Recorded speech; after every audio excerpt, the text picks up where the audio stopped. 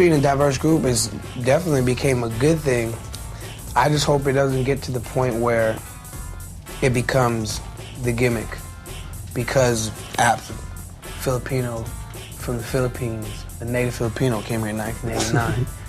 You know what I mean? And Taboo is a Hispanic Indian, and you know, then I'm your black dude.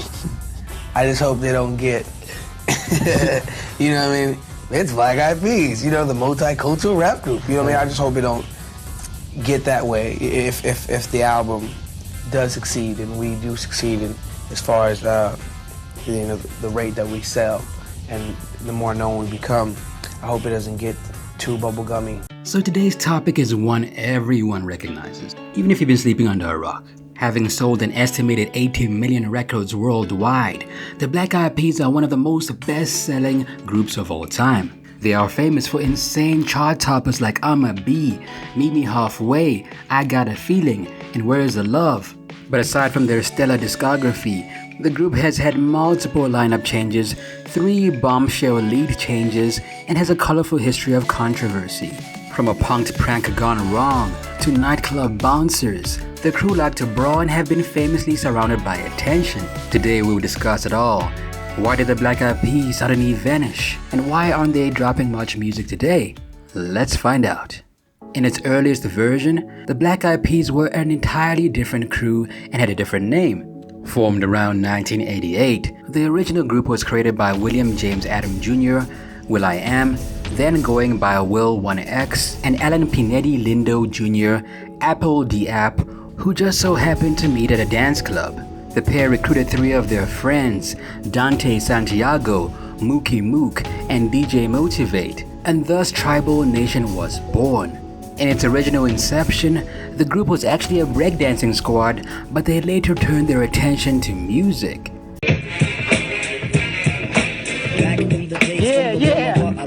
We used to kick routines and the presence was fitting. It was the abstract. And me the 5-footer. I kicks the mad style, so step off the fake footer. Yo, fight, remember that routine. That way used to make spiffy like Mr. Clean. A pigeon. I don't get the message, so you got to run the pigeon. That's how we do on the spot, y'all. Black Eyed Peas. You're on point fight all the time, Tip. You're on point fight all the time, Tip. Grab the microphone and let your words rip. Now here's a funky introduction of how nice I am. Tell your mother, tell your father, send a telegram. What? Black Eyed Peas, y'all. In this form, the crew performed at a handful of local spots in Los Angeles, eventually capturing the attention of Eazy-E. Eazy-E was impressed and signed them to his label right away, renaming them as the At-Band Clan or A Tribe Beyond a Nation. Under Eazy-E's tutelage, their first album Grassroots was shelved at the end of 1993 and to date has never been released. And that's because the label had no idea how to market it. Yeah, we were 17 years old, and we got signed for 10 G's. To Ruthless. Wow. And so we split the money, $3,333 down the middle, each, right. All 3 of us. And I took my $3,000. I took $2,000 of my $3,333, and I bought a yellow Fiero. Okay. It was a 2-seater. That was like the whip. And I thought it was so like, cause pulling up to the projects, it was like fucking Willie Dollar. Where'd you get that fucking car? It said like fucking Willie Holmes. Fuck that shit is fucking feed me, dog. Right. To me, that was like a Ferrari. That's a poor man's Ferrari. Right. And I didn't want to be the one to say it. That's a poor man's Ferrari, for real. I had that car from when I was at Ruthless to when we got signed to Interscope. Wow. And that was my joint. They dropped one promo single around 1994 titled Let Me Get Down, which was credited as being produced by the Black Eyed Peas, which originally was a production of duo of Will 1X and DJ Motivate. Witness rhymes for fakes, grassroots troops, crossing lakes. Things went south around 1995 after Mookie left the group, and Eazy-E passed away from AIDS. As a result, Santiago also left the group, leaving the remaining lineup of Will 1X, now officially adopting the will.i.am moniker, Apple the App, and DJ Motivate. However, annoyed with the lack of dedication, Will and Apple D decided to break the group down to just the two of them and rebuild again. Thus, around 1995, they added Taboo to the group and an R&B singer who went by Kim Hill and formed the group Black Eyed Pods. And I'm sure we're all glad they changed that name. Now, the Black Eyed Peas were not like other hip-hop groups. They were not gangster, they were not shooting people. They were actually trying to present a very peaceful image, and that's what set them apart from everybody else. They also performed with a live band and adopted a very conscious musical and appearance style. Their local performances captured the attention of Interscope, and around 1998, the crew dropped their debut album Behind the Front through the label. Now, the album did not really blow up very well. It did okay, but because their sound was very different and they were playing with a live band, it had people going, who are these guys? So around the year 2000, they dropped their second album, Bridging the Gap. And with this album, the group began to experience international appeal. This is the hip, the hop. We keep it moving, not stop. Now, during production of the album, Kim Hill left the group, appearing on only 2 tracks and in 1 music video. Now, after Kim Hill left the group, they still wanted a strong female presence. And then one day, Dante Santiago introduces the group to Stacey Ann Ferguson. She then adopts the moniker of Fergie. She then becomes the lead singer, which is a sharp contrast from Kim's role. And from there, the group is complete. I'm fascinated to know that Nicole Scherzinger might have been a Black Eyed Pea. So yeah, we didn't meet Fergie till 2002. We always had girls rocking with us on our hooks. Yeah. We wanted to have a new girl to collaborate with. We met her backstage at a show. She was in a group. We met Nicole Scherzinger that same day. And now we wanted to have like a more permanent vibes, so we reached out to Nicole, and her boyfriend said no. Oh. Fergie was hanging out with us at parties and going to the studio. The vibe was pretty cool. We did a first show together in Australia, and she rocked with us. So with a brand new look, the Black Eyed Peas were ready to drop an album, and they did so in the form of Ella Funk around 2003. Now, this album was not just any other album. It blew up internationally, and it essentially put these guys on the map. It had songs like Where Is the Love, which topped the charts in 16 countries, becoming the biggest selling single of 2003 in the UK. The next 2 singles were Shut Up and Hey Mama, which both went gold.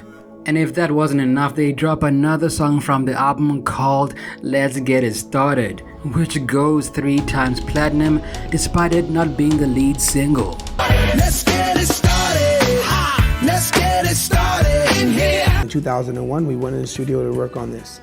We were in Bodega Bay in the Bay Area, and we turned in Where's the Love. They didn't think it was a hit.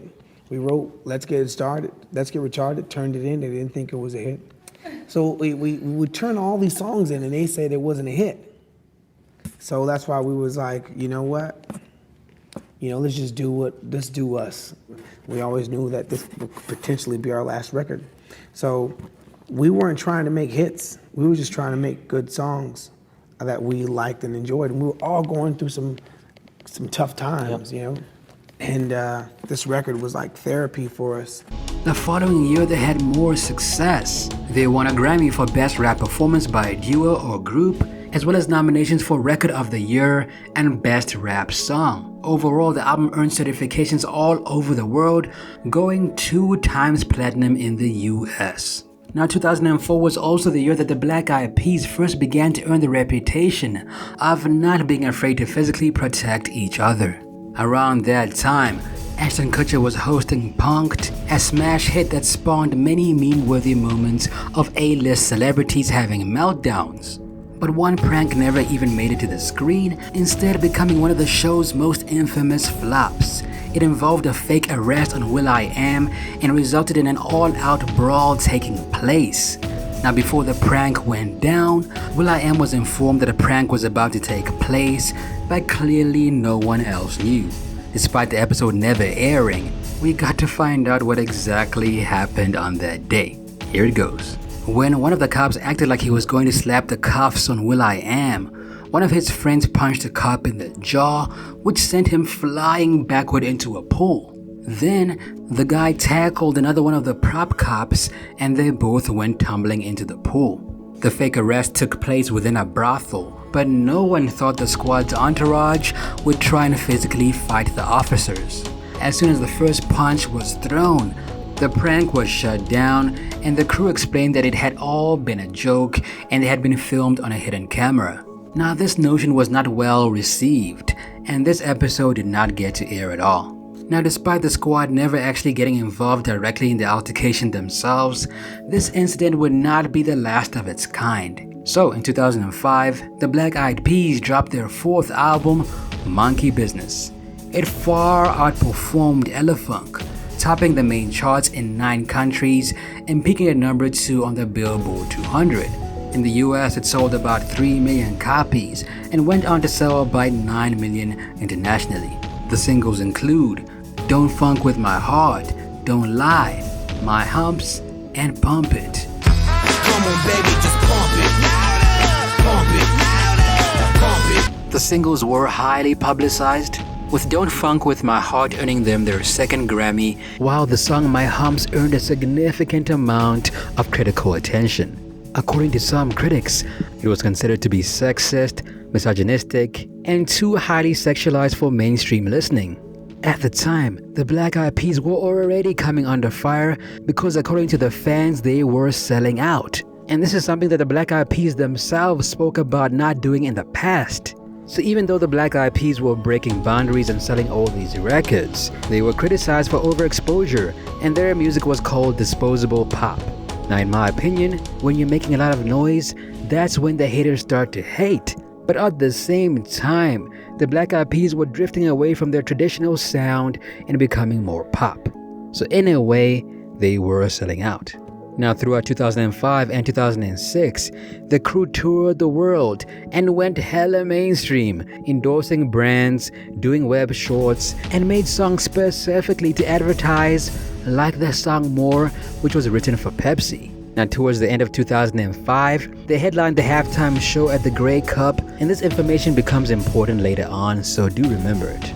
Now, in addition to extensively touring, Fergie dropped the solo album The Duchess, which was executive produced by Will, while Will dropped his third solo effort, Songs About Girls. Baby, what you get your body from? Tell me what you get your body from. The group continued to tour the world, but would not drop music as a crew for about 4 years after their fourth album. In the meanwhile, they continued to make headlines for random fights and brawls. Around July of 2006, the crew allegedly became involved in a nightclub brawl in Germany. According to the story, the Black Eyed Peas had performed an outdoor concert in Berlin and decided to have their after-party at a local club called the 40 Seconds Club. While in attendance, a disagreement between their bodyguards and the club's security staff turned not only ugly, but brutal. Allegedly, someone involved in the altercation had used an iron bar, and according to witnesses, it was a bloodbath. At least 10 people were injured. There were mixed reports about what actually happened, but authorities began investigating Will after witnesses said he was involved in the fight.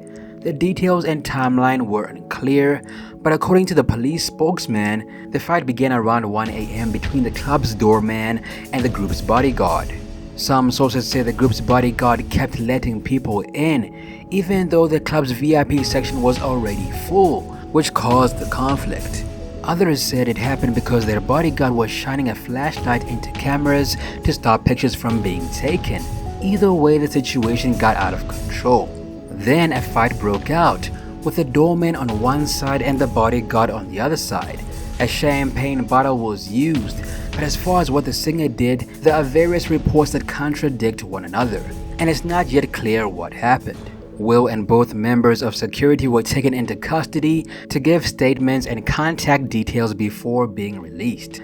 after the brawl, incriminating pictures were posted to the local tabloid, showing the doorman with a blood-soaked face grappling with the bodyguard, while another showed him getting ready to hit the bodyguard with a club of some kind. Both Taboo and Will were also photographed close to the altercation, but not involved, while Apple D was present but not photographed. Fergie had remained at the hotel to sign autographs. Now, the club strongly supported their security guard, claiming the bodyguard was at fault for ignoring instructions not to let anyone else in. Local news reported that the bodyguard hit the security guard first with a champagne bottle, causing blood to spill. After that, bottles and glasses were thrown around, and Will reportedly threw a beer bottle at the security guard's head. According to bystanders, the guards fought for a full 5 minutes, describing it as one of the most brutal things they'd ever seen. However, luckily for the band, this matter was settled privately. Now, the next altercation happened almost exactly 3 years later, around June of 2009. Just under 2 weeks after the release of the group's 5th album. We'll talk about that in a moment. TMZ dropped the video footage of a heated argument between will.i.am and an openly gay gossip blogger named Perez Hilton. The video starts mid-argument, showing the two men outside an after-party for an awards show in Toronto, and Hilton can clearly be heard yelling at the Black Eyed Peas frontman. Perez Hilton said, "You're not an artist." And then Perez suggests that will.i.am is into men. The video then turns chaotic, and at some point someone punches Hilton in the face. Now, in the aftermath of this exchange, Hilton went onto Twitter to document the interaction. He said, "I'm in shock. I need the police ASAP. Please come to the Soho Metropolitan Hotel now. Please. I was assaulted by will.i.am of the Black Eyed Peas and his security guards. I'm bleeding. Please, I need to file a police report. No joke. Still waiting for the police. The bleeding has stopped. I need to document this. Please, can the police come to the Soho Met Hotel? I spoke to my lawyer. I really need to talk to the authorities. Please come to the Soho Met Hotel. Have called the police. Need them here. The Toronto police are here now. Thank you. Please stop calling them."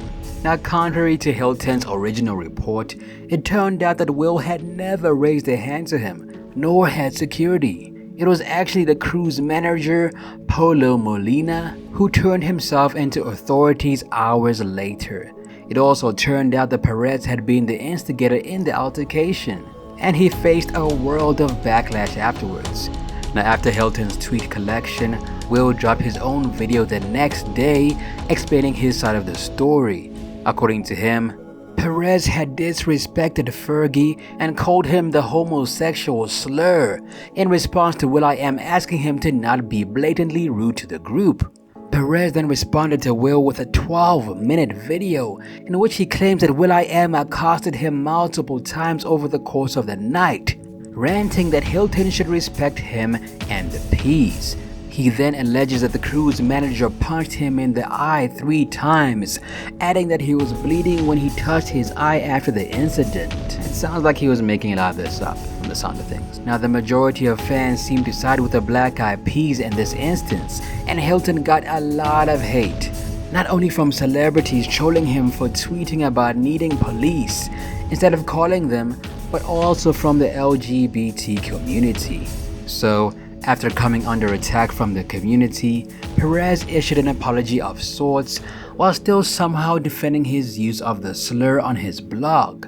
He wrote, "The other night in Toronto, after feeling physically threatened by a verbally abusive will.i.am of the Black Eyed Peas, I chose the most hurtful word I know to hurl at him. I was in an out-of-the-ordinary situation, and I used a word that I would not utter under normal circumstances. My intention, however misguided it may have been, was to stand up for myself and tell this belligerent man that I had enough of his badgering and was not going to continue to let him berate me and intimidate me." Now, Perez filed a lawsuit for $25,000 against the crew's manager, seeking unspecified damages in the excess of $25,000 for battery and intentional infliction of emotional distress after he made critical comments about the Black Eyed Peas' new album. The case was dismissed around 2010 and the suit was settled privately. Molina then apologized to Hilton, donated to charity, agreed not to contact Hilton directly, not to carry weapons for 12 months, and to stay far away from the nightclub where the altercation occurred. Hey everyone, it is Perez. Was celebrity blogger Perez Hilton punched out by a Black Eyed Pea? That's what Hilton says. What happened to me in Toronto happened to me as a human being, and it should not happen to anyone. After arguing with Fergie and will.i.am at a Toronto nightclub, Hilton says the group's manager, Polo Molina, punched him out. Hilton allegedly sustained a black eye. Yo, that's Perez! That's Perez! Yes, Perez! Yes, Perez Hilton! Another person should never be hit. Hilton tweeted shortly after about being punched, claiming in a 4 a.m. posting that, "I'm bleeding, please, I need to file a police report, no joke." Hilton, whose real name is Mario Lavandera, said in an interview with the Associated Press he argued with will.i.am after the musician told Hilton not to write about his band on his website. It was a good night and a crazy night in Toronto during the Munch Music Awards. I'll stick to the positive first. We go to the Music Awards and we perform Boom Boom Pow, and we win an award for Best International Group. And thank you all the Canadian fans and our record company here in Canada for working it really hard. And then we go to the after party, and I'm DJing at a club called Ultra. And Fergie approaches Perez Hilton and says, "Hey, do you have a problem with me?" And Perez says, "No, I just don't like your record," which is cool. Everybody has a right to their opinion and whatever. But supposedly these two are friends. And he just really disrespects her. He like digs in and just like hurts her feelings. Like, it's one thing to tell your opinion, and it's another thing to just go overboard and just be blatantly rude for no apparent reason, especially when a person is coming really humble and just out of respect.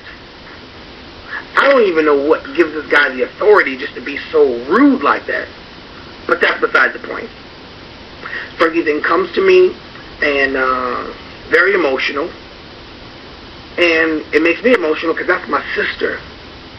Like, and that's a dear friend of me, and I'm seeing her like get all like emotional from a dude that doesn't deserve to have that type of effect on a person that's so sweet.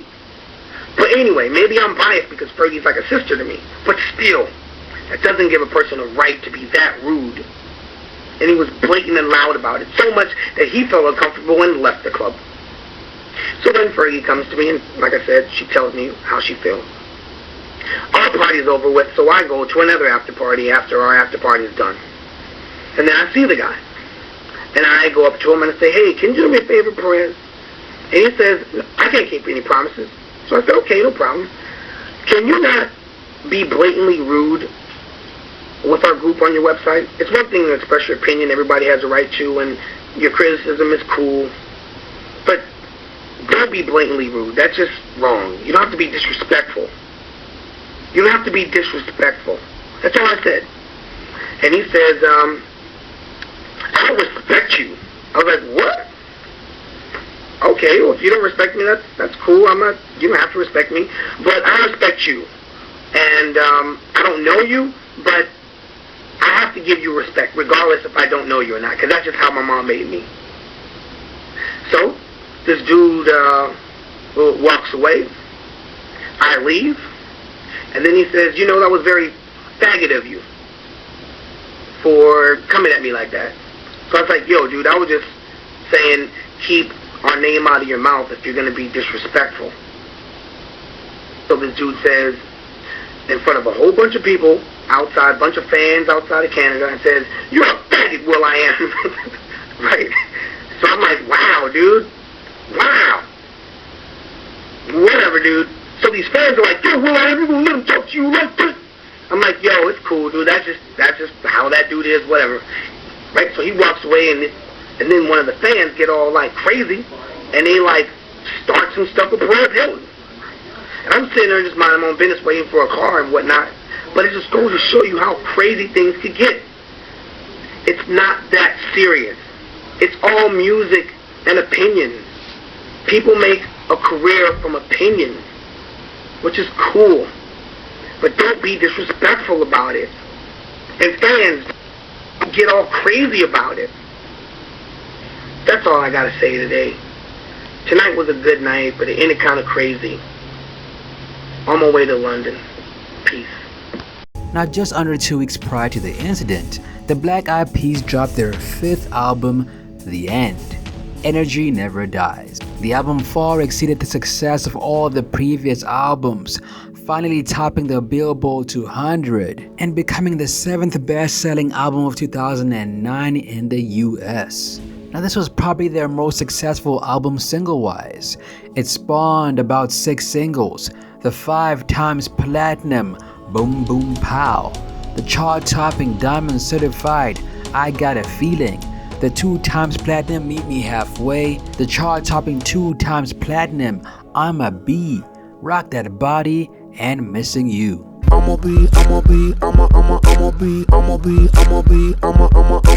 At the time that Boom Boom Pow was released, it sold almost 500,000 downloads in its first week, becoming the 3rd largest number of download sales in a week.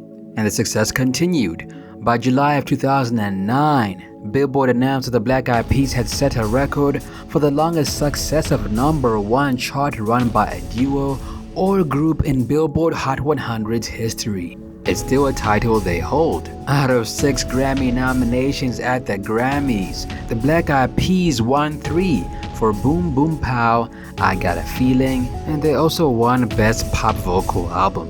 Now, after making history for about 8 years in the industry, the Black Eyed Peas began to approach burnout. Album number 6 came out just 1 year and 5 months later and was their biggest flop since 2000. Titled The Beginning, the album was meant to be a prequel to The End and received mixed to low reviews from the critics. I don't wanna take no pictures, I just wanna take some shots. So come on, let's go. And the public. Now, will.i.am's production was praised, but the biggest critic was the minimal appearances by Fergie, also followed by will.i.am's vocals, lackluster lyrics, and use of autotune. The album peaked at number 6 on the Billboard 200 and was a severe letdown for the group. The singles of the album include The Time, Just Can't Get Enough, Don't Stop the Party, and Whenever. Now, despite their decline on the charts and Fergie's distance from the group to pursue a solo career, and endeavors like a perfume launch, her marriage, and her work on her next album, the Black Eyed Peas performed at the Super Bowl halftime show in 2011. However, by July of 2006, the crew announced their hiatus following their tour, and they performed for the last time around November of 2011. Then after this, around 2015, the Black Eyed Peas reunited for their 20th anniversary and dropped a new song called Awesome.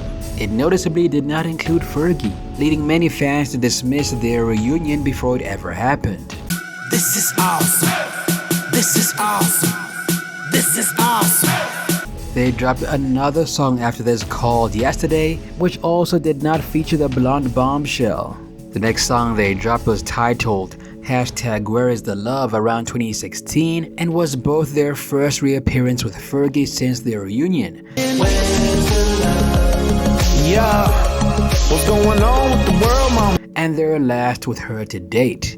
Now, on a more serious note, around 2016 it was revealed that Taboo had cancer that was in remission. He admitted to checking into an emergency room around 2014 after having pain throughout his body after a show. Tests revealed that he had stage 2 testicular cancer, despite him living healthily, eating good food and working out. He underwent surgery and a 12-week course of chemotherapy to beat it. In 2015, he was declared to be in remission. A lot of people have misconception about artists, that they're invincible, they're on a different plateau, but I'm just a human being. I'm a normal person just like everybody else.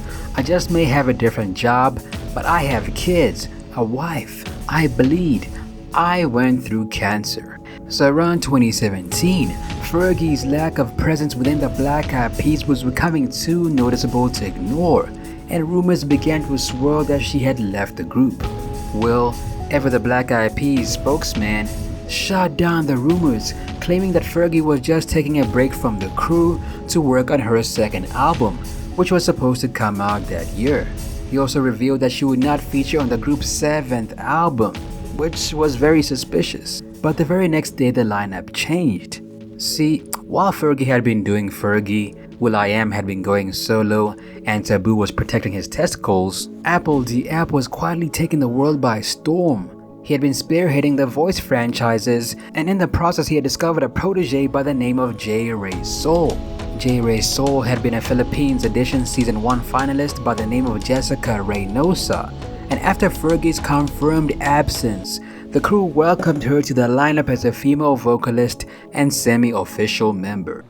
Yeah, the new term is a vacation. A lot of people in the press always say that the Black Eyed Peas are breaking up. It's not a breakup, it's a vacation.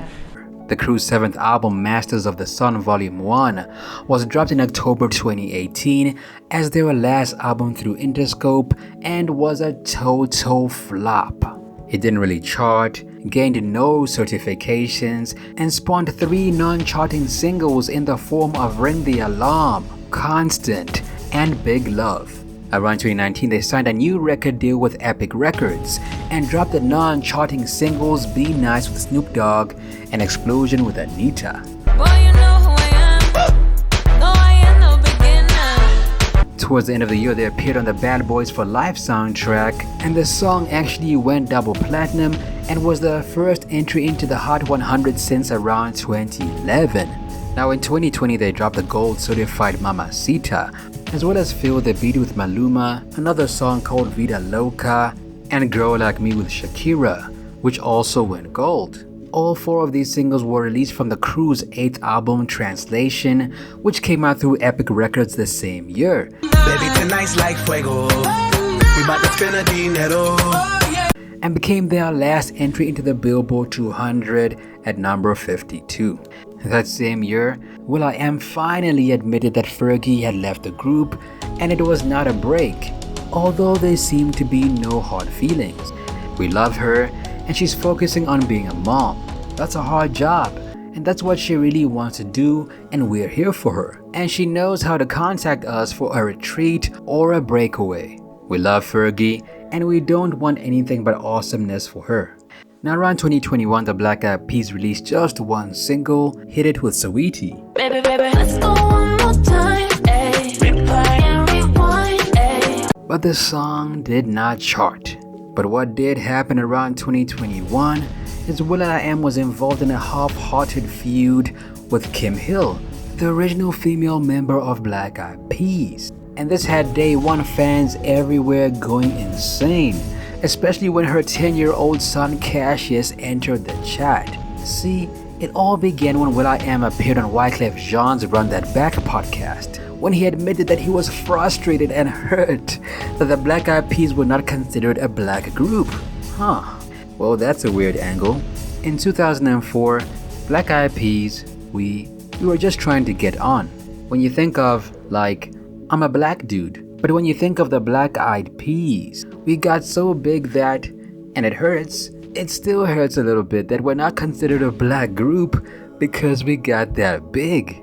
I honestly can't believe what I'm reading here, guys, but isn't that like saying D12 is a black group, even though it has 1 white guy in there? That's not a black group. But you know what a black group is? Boys to Men. Not the Black Eyed Peas, but anyway. And when you think of the Black Eyed Peas, you don't think of, it's no longer urban or black culture, which is, it's not good for the black community that Black Eyed Peas is not looked at as a black group because we had international success. Now, considering Kim was part of the original lineup and African American to boot, she took offense to Will's comments and responded in a video on Instagram alongside her son Cassius. For you to make that statement as if the onus is on the black community to celebrate you and the band when you didn't celebrate us. It's almost like there's this cultural smudging. Cassius then chimed in, "You're not in those black roots anymore."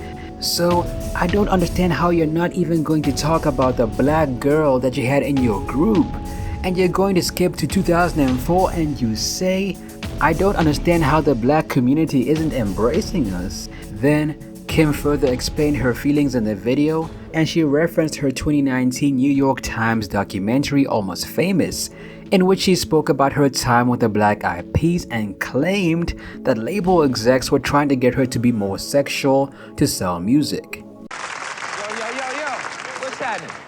Welcome to the show. Yo, let me get everybody's name. Well, I am. What's up, y'all? This is Taboo Nawasha. This Apple Diab. Kim Hill, featured vocalist. All right. Now, how would you describe the whole Black Eyed Peas musical concept? Yeah, they got rid of the black girl, that they never made a part of the band, and then they got the white girl, and they made her a part and they blew up. It's like, no, that's not how it happened. When my doc got on YouTube, and it's at, I don't know, like 5.4 million views with like almost 19,000 comments, the majority of those comments that come from black women clearly say it feels like cultural smudging. It almost hurts for it to slip off your tongue that a black woman had a part in something really magnificent, and I don't understand it. I was really confused. I've heard in certain spaces that when you've had the opportunity to say my name, you don't, but to actually see it, to actually start 2021 off and actually see that you just would not talk about the evolution of the Black Eyed Peas at a time when Wyclef referenced it. And I was there. Now, Will did not publicly respond to Kim, but since the feud did not escalate further, it's likely to assume that the longtime friends handled it privately, or that Will.i.am kept ignoring her. Now, around 2022, the group dropped the single Don't You Worry with Shakira and David Guetta. Although it did not chart in the US, it performed well internationally. They also dropped Pump It Louder with Tiesto and Simply the Best with Anita and El Alfa. Simply the best. Simply the best. Their 9th album, Elevation, was dropped around November of 2022. And around 2023, they followed up with Bailar Contigo featuring Daddy Yankee. As of January of 2023, the Black Eyed Peas filed a lawsuit against Poopsie Slime Surprise, a brand of unicorn toys that poop slime and sell for an outrageous price of $100 to $300. The toys play a song that honestly sounds like my humps, from the similar title to elements like the melody, counter melody, lyrics, chord progression. It all sounds like my humps. Now today, the Black Eyed Peas are still active in the music industry, but without Fergie. They can still drop a hit every now and then, but they're nowhere near as successful as they were in their prime. Just like Beyonce was a standout in Destiny's Child, Fergie was the star of the Black Eyed Peas, and it looks like their decline started to happen when Fergie stepped out of the group. On top of that, they spent almost 8 years dropping record-breaking club anthems, something that's very hard to keep up as you get older. It seems like Fergie helped to take the group to superstardom, and when she left, their momentum slowed down tremendously. That said, no hate on her. She's been in the spotlight ever since she was in childhood and has the right to live life on her own terms. The group is older now, and honestly, it feels like the Black Eyed Peas had their moment. That time is over now, but they're still somewhat there. There have also been recent reports that Fergie might rejoin the group, but nothing has been confirmed yet. I personally feel like when Fergie feels like the money is up to her standards, she'll probably rejoin the group, and I can see them doing a very big tour when that happens. The challenge, you gotta like really get into there, like inside and just like show them, you know, your creativity. Show them like, what you got. Yeah. Okay. Well, since we talking about showing what you got, I think maybe you guys can show them a little bit about what you got. You need to sip some soda, some water, anything, because, you know, you get on the corner, you got to do a little bit of something. Got to rap. He's looking at me like, what she want me to do? Jump up on the table and dance? No. No. Come on. You take, since you like the microphone, since you like my old mics here, you started out. Oh, you want us to rap? We could dance. No. We saw the dance. We're going to catch the video for the dance, but we want to Okay.